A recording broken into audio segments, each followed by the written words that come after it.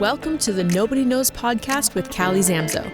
Join us for conversations with local changemakers and hear the stories that don't always get told. It'll be honest, messy and beautiful, touching and humorous. Slow down, pour a glass, and pull up a chair.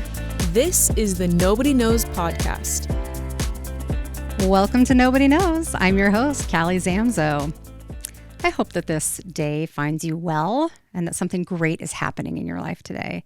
I'm going to start the podcast off with our tip of the week, which is actually not a tip so much as a notification that we are having a wonderful, fun Christmas event we're calling Countdown to Christmas that is going to happen on Saturday, November 29th from 12 p.m. to 6 p.m. at our Chinden location. And if you're listening to this in the future, this is 2025. So I just want to make sure that you know that it's happening in 2025.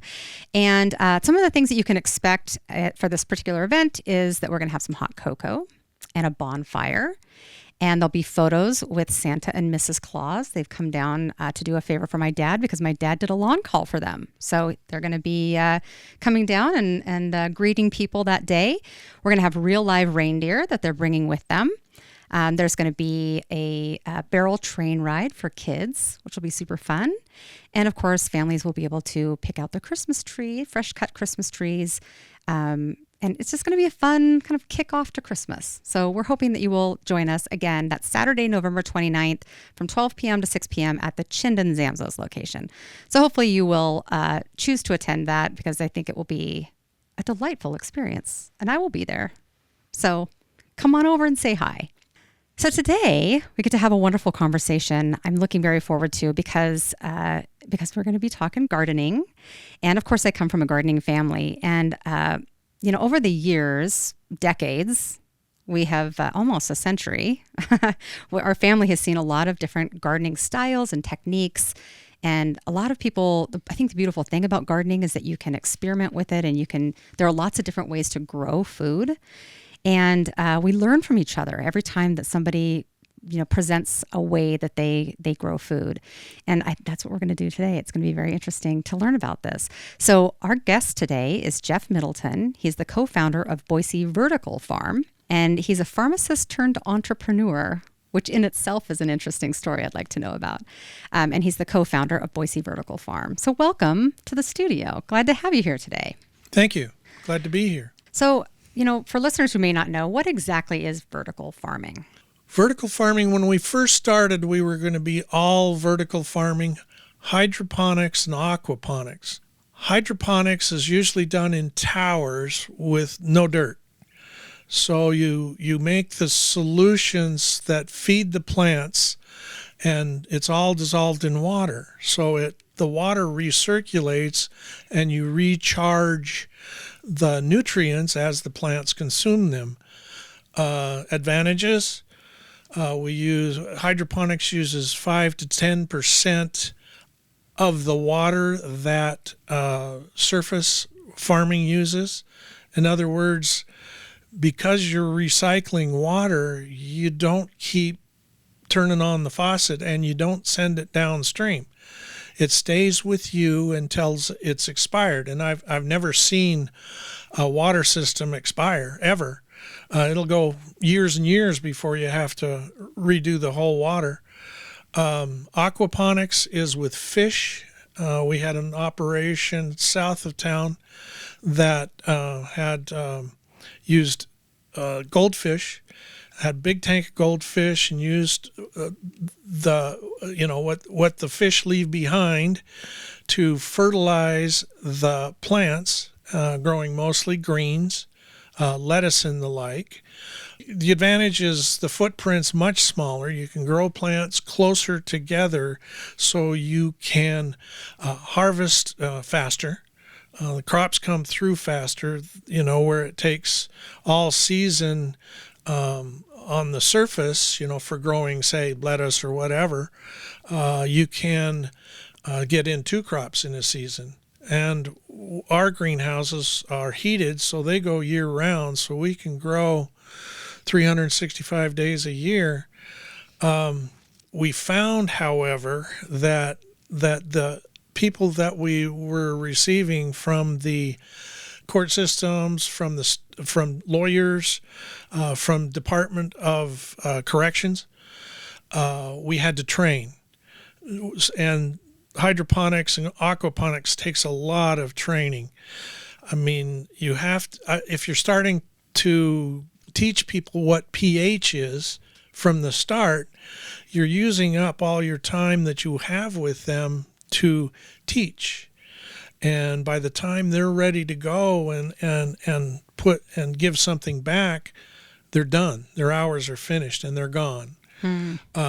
So we had to make a decision, either recovery or vertical hydroponic farming. The deep dive into all the puts and takes. And Yes, exactly. So this is interesting.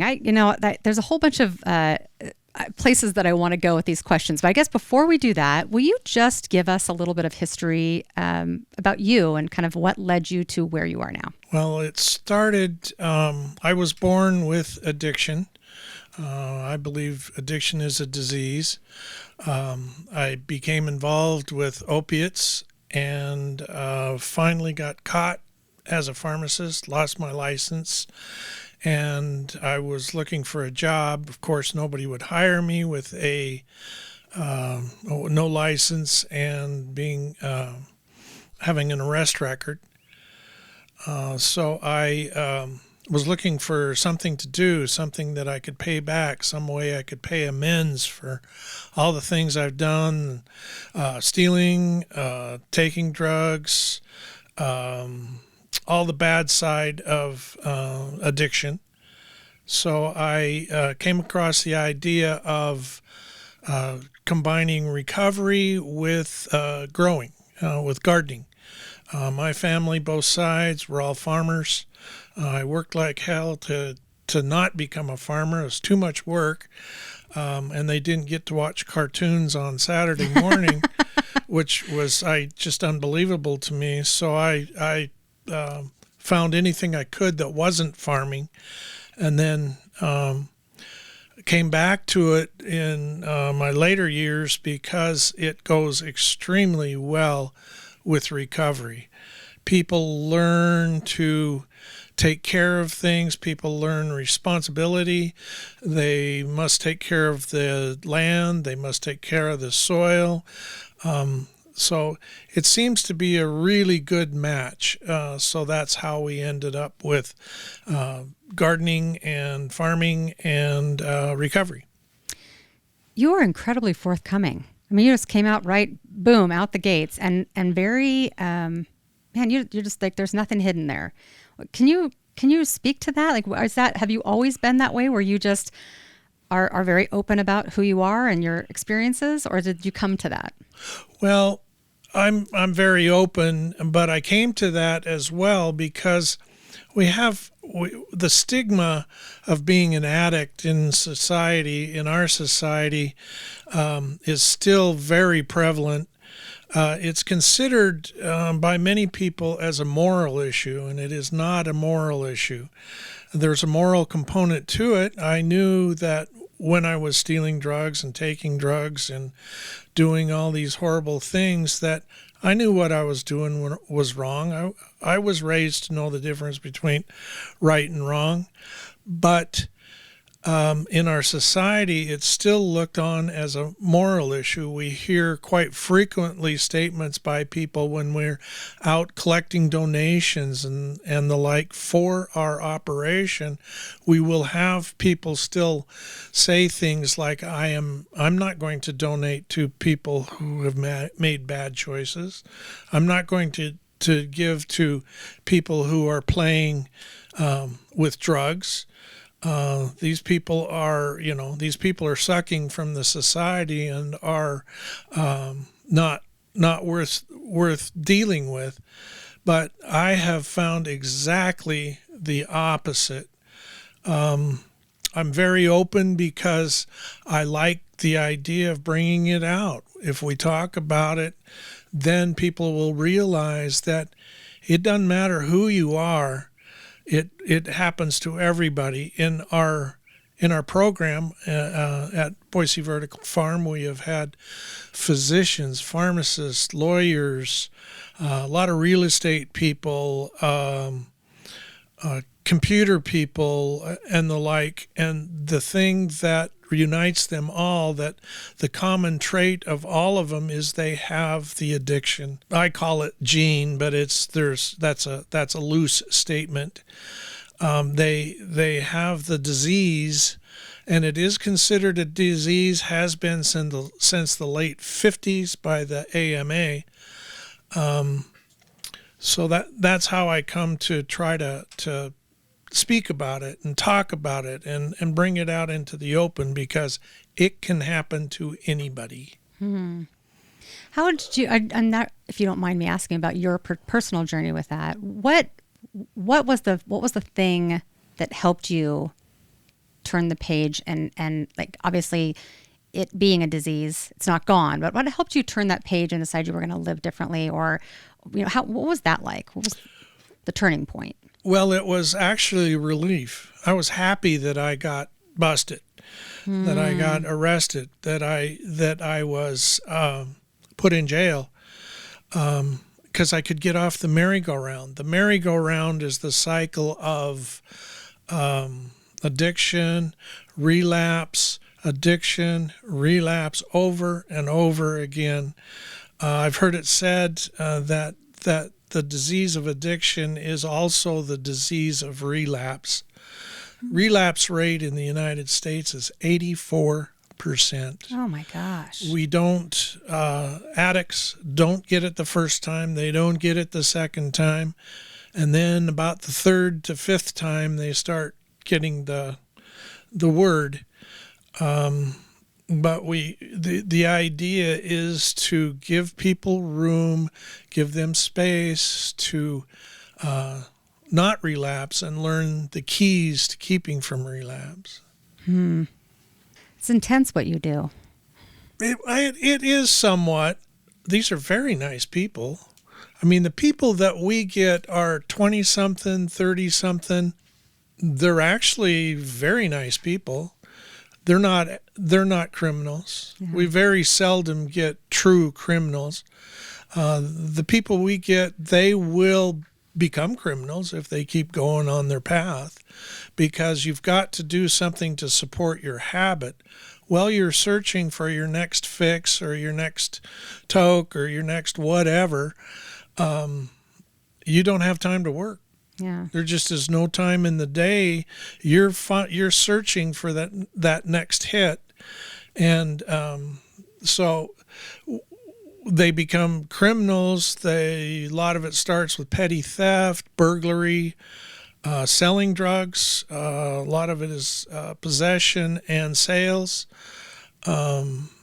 So yeah, but the people we get, 20-something, 30-something, very bright, very intelligent, most of them very polite. It just amazes me. Very polite.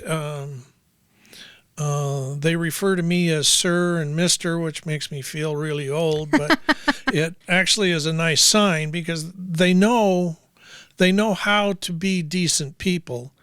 And that's what we're trying to do, is get people turned the right direction from heading down the path in the wrong direction.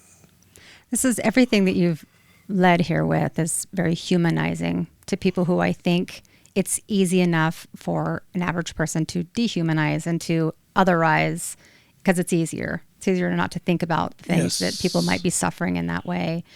Yeah, that's really lovely. I bet is that part of this process with working out with other people, is just helping them see that they are not otherized and shining a light. Like Brene Brown talks about the fact that if you shine a light on shame, it can't exist.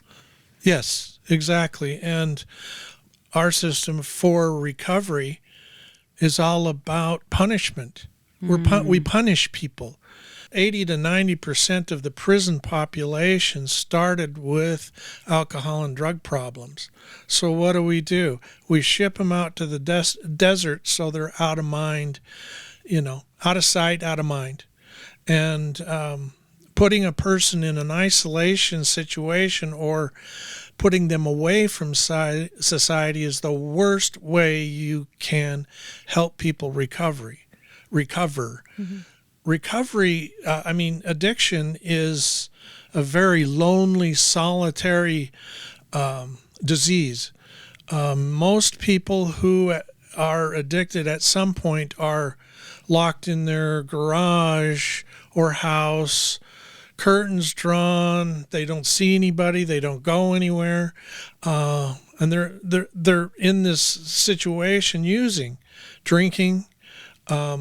It's just amazing to me the amount of people that, and I did it myself. I went to work and came home and drank until the next time to go to work, and or smoke or pills or whatever, and your whole life is wrapped around that way of living. The countries that are extremely good at recovery and keep getting people back on track, they force people to socialize. They don't put them in jail. They put them in a community where they can get their feet back under them and they can go to activities, clean activities, and then they put them back out in society as soon as they can, and make them interact. Socialization is big on recovery. It really helps keep people from relapsing. Well, that is a beautiful transition to my next question. So in 2019, you and Crystal Spencer you co-founded Boise Vertical Farm. So how did the two of you come together and form this idea and start this thing? Well, I worked for Crystal. Crystal was at St. Luke's in research, and she came after me when she heard that I needed a place to light, to be on her institutional review board for research at St. Luke's. She ran research there for several years, but we started talking, and she had an older brother that drank himself to death, and that's how we got talking about the acts of addiction, and the effects of a long-term alcohol use. It's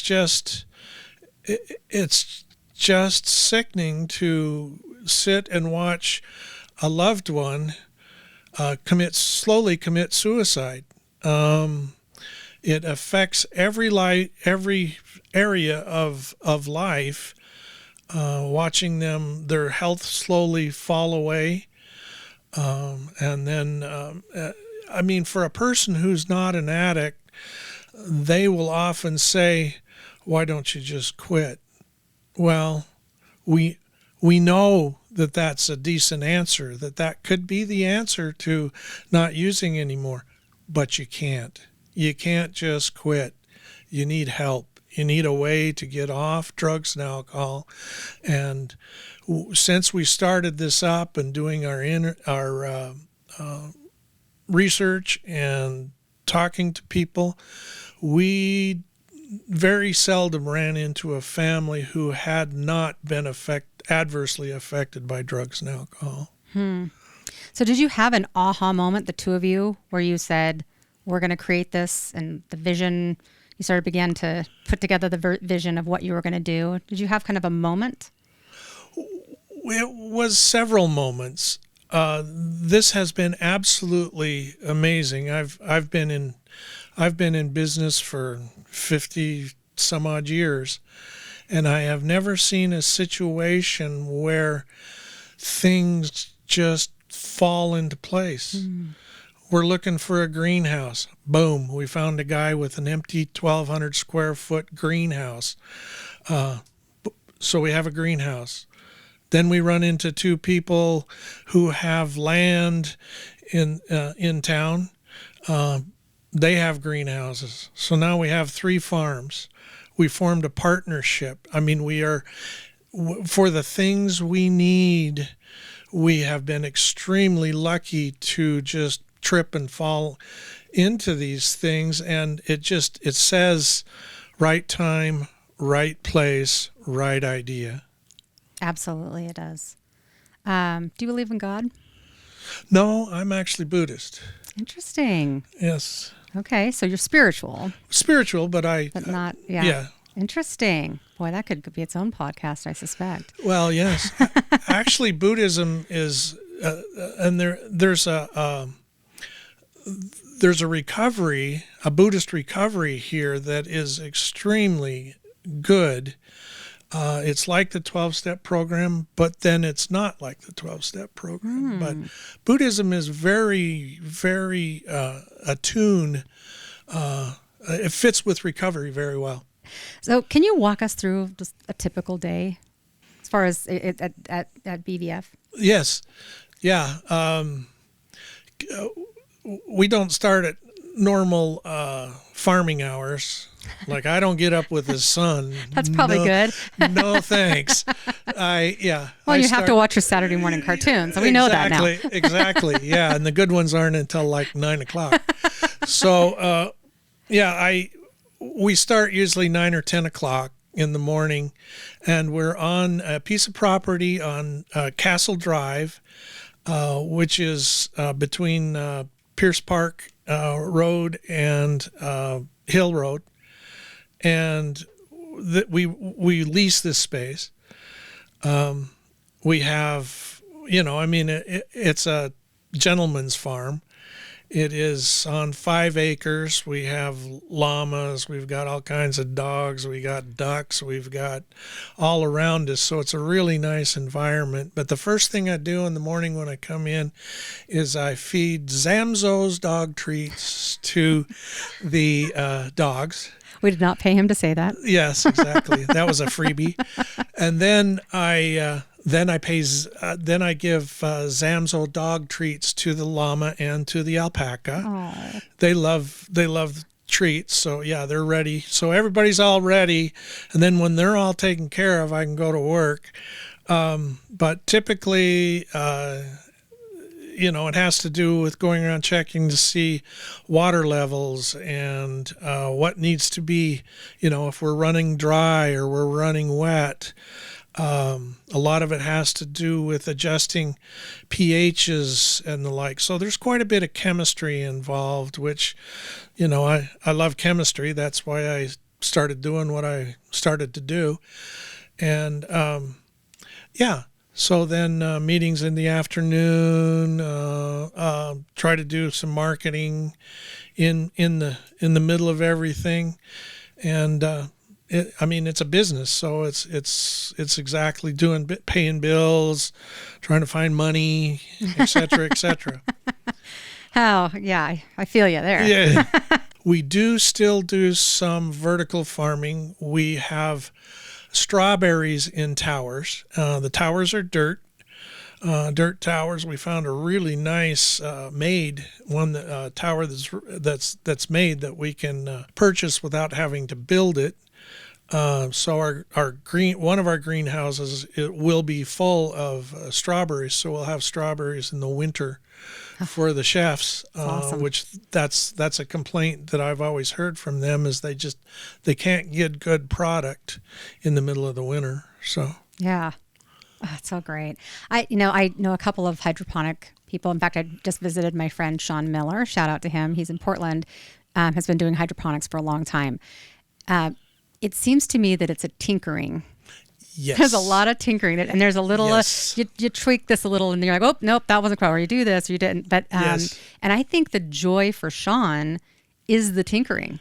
Yes. Yes. He grows amazing stuff and his salsa is better than any I've tasted anywhere. And I'm a Zamzo, but the tinkering it's fun to listen to him talk about the things that he's messing with. And I can't quite figure out this. And this is new this year. I've never had before. So I'm trying this and it's kind of fun.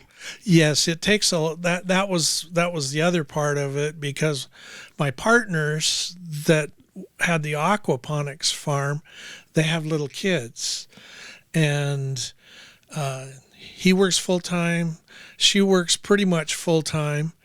They just, you've got to have somebody working there constantly, pumps go out, you yes. have leaks, you have fish get sick. And it's even worse with aquaponics because you're tinkering between two systems. You make a change in the plants in the greens. How's it going to affect the fish, and vice versa? You have to be very careful to keep it even keel so you don't harm things on the other end. Yeah, there's two living things that you're worried about. Right, and they're totally different. They're fish and plants. Yeah. So That's fascinating. I've never actually done it, but I'm very curious about it. How do you decide what you're going to grow? Well, when we first started, we grew everything. We were trying to lead the grow. In other words, we were going to grow a little bit of everything and then go out and see how many people stood up and took notice. Well, it didn't work because you've got to meet the customer where the customer is at, not where you want to be. And I knew that, but I made the mistake of figuring everybody would be interested in what we were doing. Well, we found out the need in Boise has a lot to do with growing locally. That's the key to getting in with restaurants and, for instance, co-op. You have to provide what their consumers want. So we started doing mostly lettuce. We have one farm that does all lettuce and a few tomatoes. The farm I'm at on Castle Drive, we do tomatoes and strawberries. And then the third farm grows all the garden goods, carrots, squash, all your standard gardening sort of things. But it all has to do with what we can do for the restaurants. We custom grow for people. We have several beds that we grow things that they can't get anyplace else or they can't get locally. We'll step in, and if we can grow it, we'll do it. But that's how we have attracted quite a few people, is by being available to customize what they want and what they need. I came in with sorrel. Sorrel is a green from the southeast and United States, and is local to southeast cuisine, but couldn't give it away. Just didn't fit with the cuisine here, so. That's interesting. Yeah. How do you balance the farm operations with the support of your mission? We're having the addicts and people recovering from alcohol doing it. Since we went back to growing on dirt, I find that most people have had some experience with weeding. So most people have had experience with the basic things that we need done. I teach, or we all teach, and then pretty much can turn the people loose. We try to integrate the people in. Make it their operation, make it their. The success of what Boise Vertical Farm does is dependent on the help we get. And we get some phenomenal help. We get some great people that, they're just in tune. They come up with fantastic ideas. I'll focus on the business part of our operation, and then I turn over the actual growing to supervisory people who will just make sure things are going the direction they should be going, and keep people busy. We always try to keep people busy because for an addict, extra time is a killer. They start thinking of things that are going to, thinking of ways to mess up. When I came through, my 3 choices for my community service time, which your community service time is usually given by the court system. I could sort used clothes. I could pick up trash on the side of the road, or I could sit in jail. And for people that are bright, that's a waste. Yeah. That's a waste. We can turn these people, they bring skills from other areas, from other places that they've worked. A lot of gardeners, a lot of landscapers. We want them to be responsible for the success of Boise Vertical Farm. So BVF is not the only thing that you have founded. You also you helped found Mended Hearts and Mended Little Hearts. Yes. Can you tell us a little bit about that? Those Mended Hearts and Mended Little Hearts are support programs for people with heart disease. And I had a heart attack in my 50s. I was pretty young when I had, so I've had a couple heart attacks, and it's a support group for people. When you have heart disease, you pretty much have to change everything because it's wrapped around everything. It's what you eat. It's what you do with your body, the damages you've caused by past alcohol and drugs, poor diet, all that. So we support people with that. So we go into hospitals and talk to people, just talk to people. And so it's a visit sort of program. Mended Little Hearts is support for kids who are born with heart defects. So, they are unlike other little kids in that they spend an awful lot of time in the hospital. So, and they have the energy, but they don't have the ability. I mean, they're sick. They're very sick. So, but that's what Mended Hearts and Mended Little Hearts do. You're an interesting and extraordinary citizen of this area and the things that you're providing. You have this interesting history that led you here, and yet lots of people have a history that is like that have not decided to do the things you have done. What do you think? What do you think the difference? Why is it that you have been able to take this particular route and come up with ways to reach out and help more people? What do you think? Do you think you could put your finger on that? Who got me down the road? Yeah. To that? Thank you for that. Was a much quicker way of saying that question. I would say family. I grew up in Idaho Falls. My grandmother, my father's mother, was one of the first midwives in Rexburg. Oh. She ran a birthing center there out of her house. I would say it's just having experience with looking how in order to run a community, you got to have people that'll stand up and do things. And not necessarily do things with the idea of being paid for it. Right.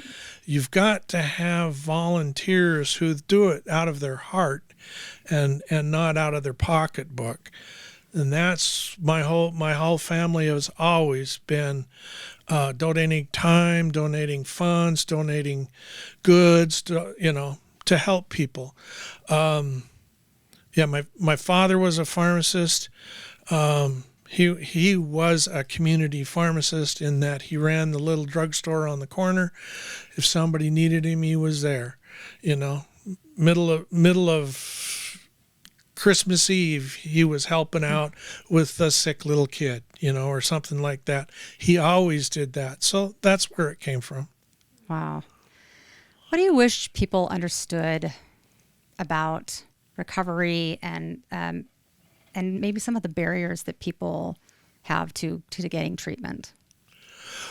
Well, a lot of the barriers to getting treatment have to do with the addiction itself.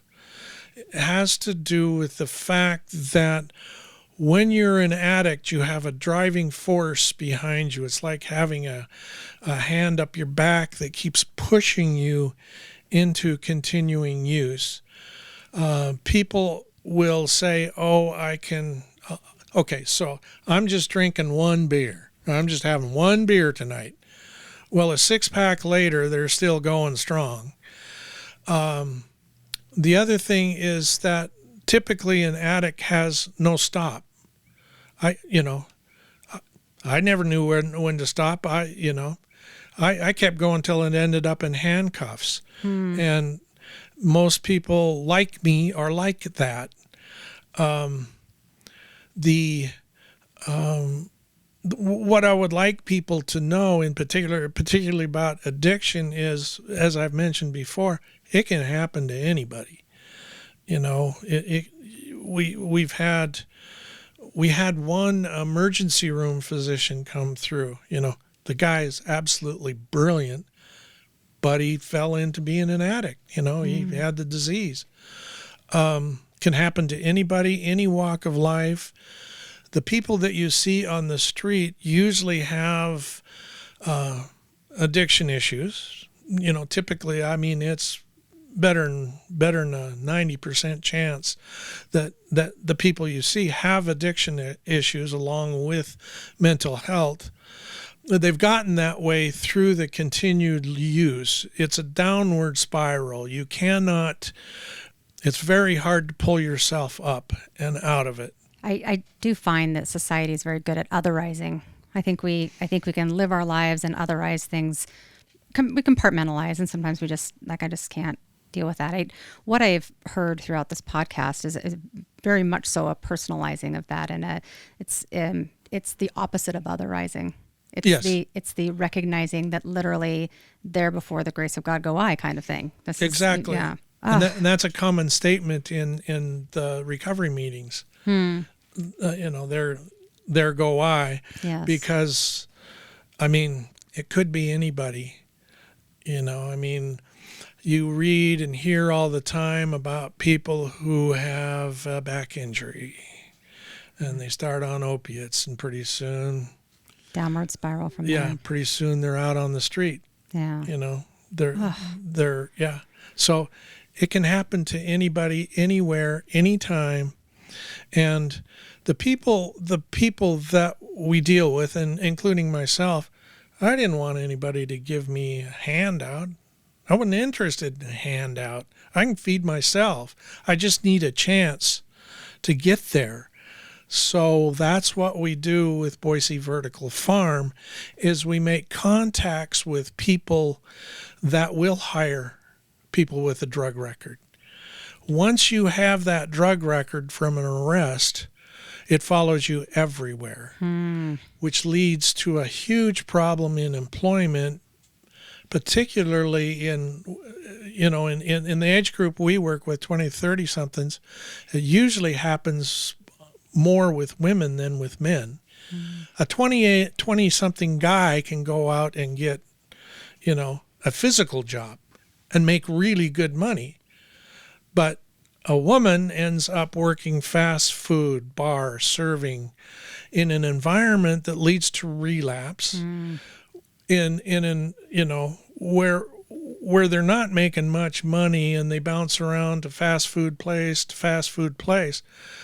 We want to be the one that can get in the middle and have our connection of employers and call them and say, I've got a person that you ought to look at, that you decide if you want to hire this person, but I can tell you personally, this is one of our better people. They've done well. They're clean as far as I know, and they are very capable.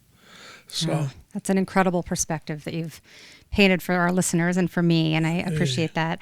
I'm going to quickly take a break to thank our sponsors. This episode of Nobody Knowz is brought to you by Zamzows, your local source for garden, pet, and planet-friendly products. Because when a community is supported, growth and second chances follow. Visit Zamzows.com or stop by one of our 12 local locations.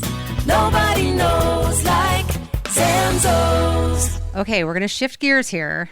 This is now the section that I call Sharing is Caring. So it's really kind of rapid fire questions. You can answer them however you like. And it doesn't even have to be rapid fire. Okay. So are you ready? Yeah. Okay, first question. What is a sustainable practice or innovation that excites you? I'm about water.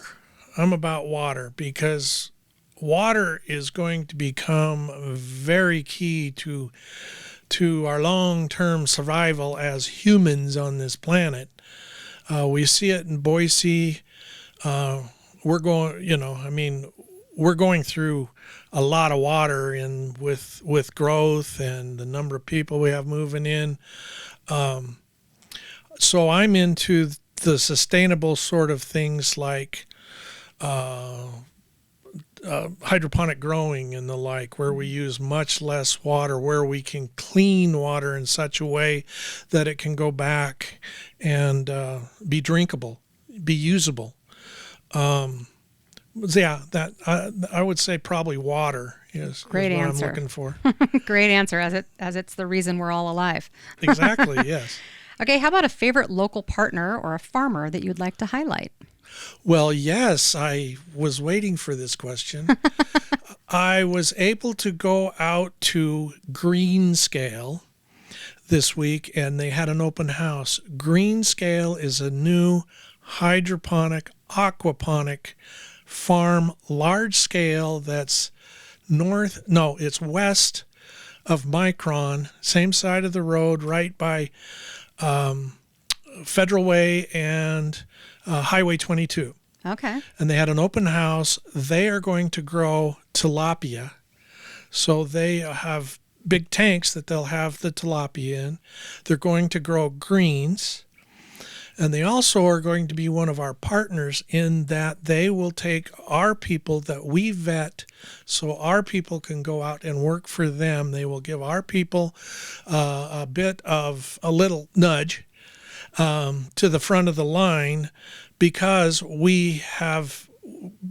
they know who we're sending them. They will know the person. They will have the ability to even come and watch them work if they would like to.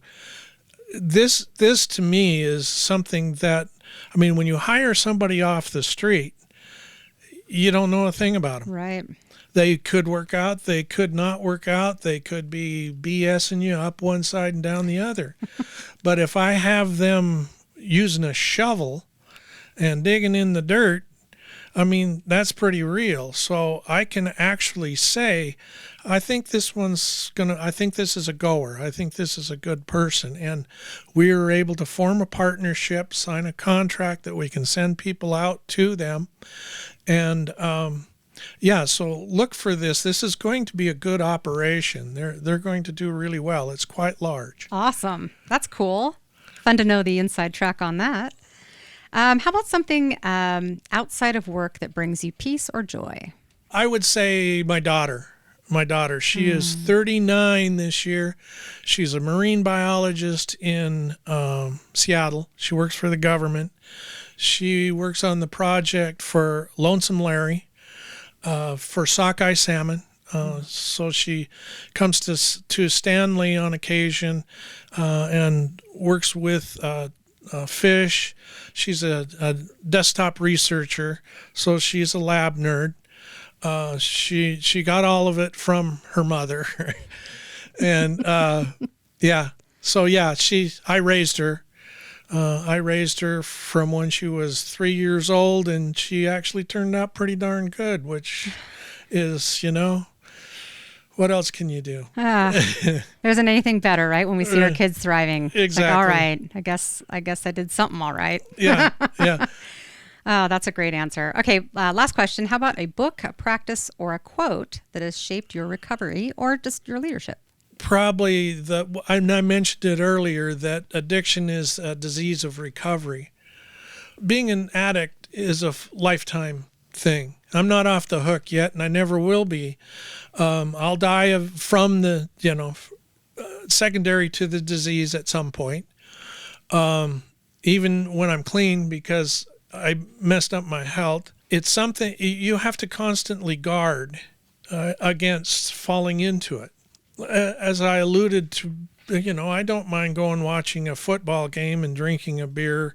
But if I go to watch a football game and drink a beer, it's 12. It's as many as I can get down before the cops come. Right. So you have to constantly have vigil against falling back into the same old ways. The vertical farm, that keeps me clean. I'm working with people. The way to keep people from relapsing is Teach them how to give of themselves. Teach them how to help others. Teach them how to do something for others, such as grow food. You know, if you have people come in and finally learn where their food comes from, because we have people come in and we say, well, where does our food come from? And they say, aisle 23 next to the Starbucks.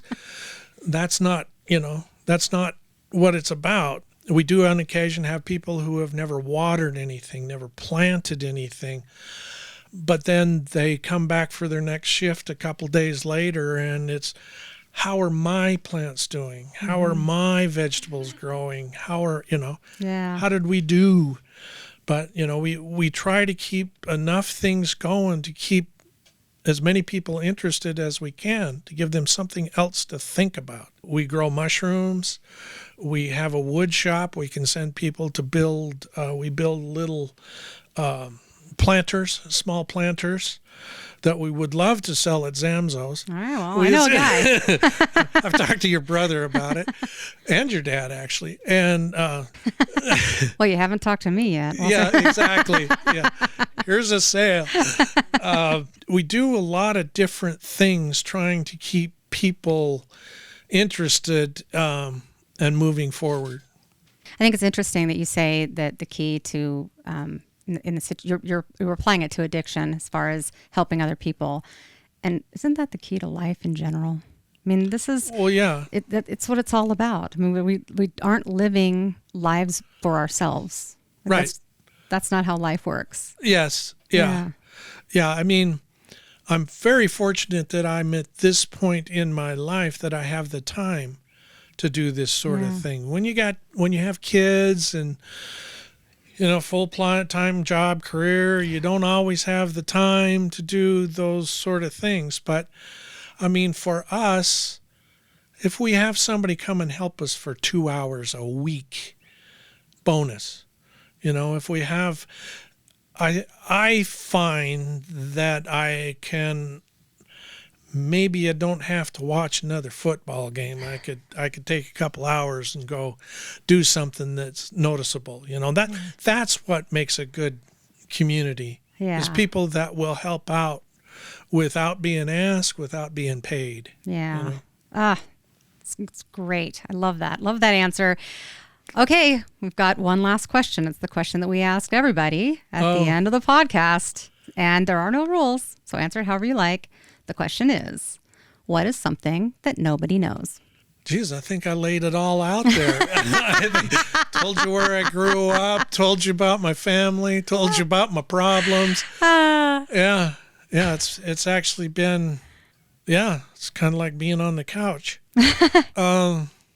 I don't have an answer for that. I've told you everything. Well, you've had an extraordinary life, and you're continuing to have an extraordinary life. And for me, I didn't know before this that somebody could be so open and forthcoming about something that so many people keep in the dark.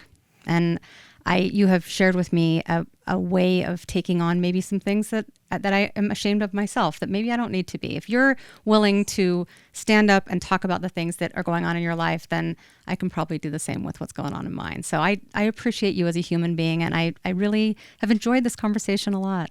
Thank you. Yeah. Thank you. Great. Yeah. Thank you very much. Yeah. I appreciate the time. I always like the time to if you want to listen to me, I'll talk. Well, that makes for a very good podcast guest. So, yeah. All right. Well, thank you. Thank you again. And if you've enjoyed today's episode, please follow the podcast and leave a review. And if you want to learn more about Boise Vertical Farm, you can check them out at boiseverticalfarm.com. Next week, we're going to hear from another incredible voice shaping Treasure Valley. And until then, thanks for listening.